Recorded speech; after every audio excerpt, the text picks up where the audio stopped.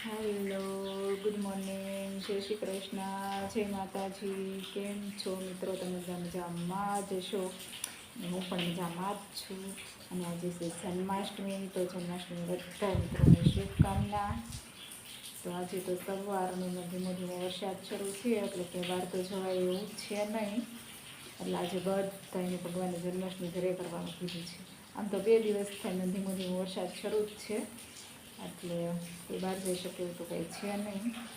જો સવારનો ઘડીક સારો આવે, ઘડીક ધીમો થાય, એવો વરસાદ એને ઝાપટા પછી ઝાપટા આવ્યા કરે છે.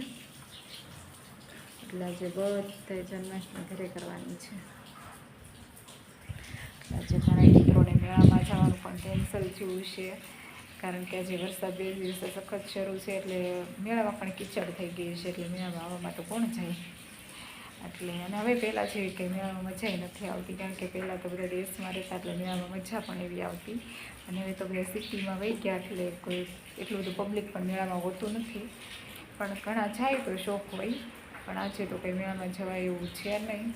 હવે સાંજનો નંદુત્સવ છે, જો મારા ઘડીક પૂરો ખાઈ જશે તો નંદુત્સવમાં જઈશું. બાકી તો આજની જન્માષ્ટમી ઘરે જ જવાની છે.